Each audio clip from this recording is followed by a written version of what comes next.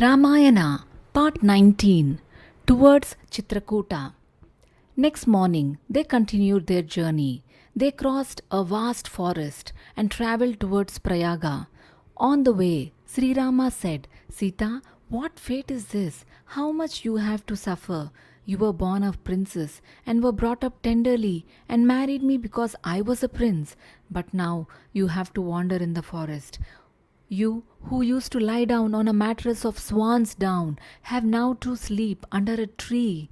You who used to be served with the finest delicacies have now roots and fruits for food. O thorns have made holes in your tender foot. And he sighed. Sita said, Sri Ramachandra, your words surprise me. How permanent are our thrones and positions? He who is a king today may be a beggar tomorrow. How far can we control our lives? Do not feel sorry for me. Wherever the husband dwells is a palace to the wife. I am happy here. Do not be troubled. Neither joy nor sorrow is enduring. With these words, Sita comforted Sri Rama.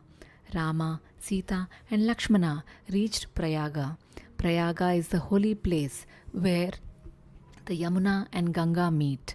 They walked on, seeing many kingdoms on the way and feasting upon lovely natural scenery. As evening approached, they saw the smoke of an ashram. Sri Rama said, Lakshmana, look, that must be the ashram of Sage Bharadwaja. His ashram is located in Prayag. Here is the confluence of the sacred Yamuna and Ganga. You hear that deafening sound? That is the sound of the two rivers meeting. Let us spend the night in Sage's ashram. The three entered ashram.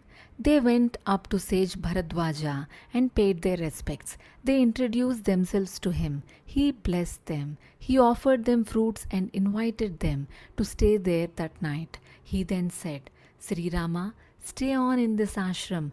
After all, this is a forest and you will be untroubled here.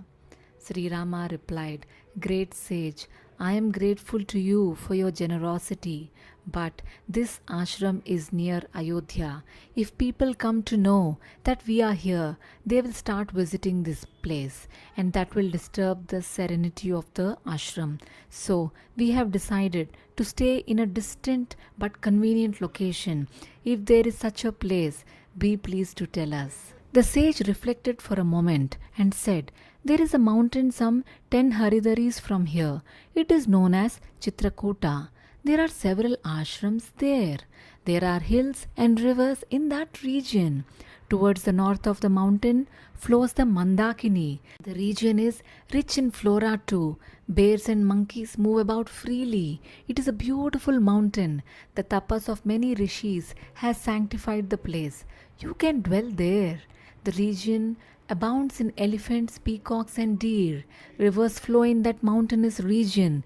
There are springs and waterfalls.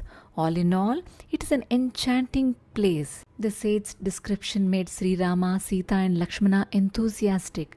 They said to one another, We will live in Chitrakoota. The next day, the three bent their steps towards Chitrakoota. They had to cross the Yamuna. They made a raft. They made soft seats of cuscus grass, the branches of nerala and hay. They crossed the Yamuna and reached the southern bank of the river. There was a huge banyan tree there. They bowed to it reverentially and continued their journey. There were flower-bearing plants on the way. Sand of different colors beautified the ground. Swans were sporting there. The three walked on, enjoying the beauty of nature. They reached Chitrakoota. Chitrakoota was as lovely as Sage Bharadwaja had described it. Peacocks gave out cries of joy.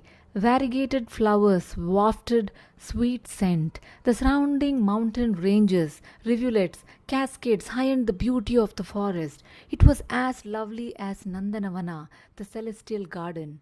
As they gazed in amazement of the splendor of the scene before them, Sri Rama, Sita, or Lakshmana could not say a word. They went to the ashram of Sage Valmiki in Chitrakoota. They bowed to him and received his blessings. Then they came to a level plot of ground. Sri Rama said to Lakshmana, Lakshmana, Sage Bharadwaja has directed us to an excellent spot. Let us settle here. Put up a parnakuti, a hut of leaves. So Lakshmana brought some logs of wood and constructed a lovely cottage of leaves. He planted flower bearing plants and arranged climbers and creepers. They worshipped the hut and entered it. Sri Rama, Sita, and Lakshmana settled there.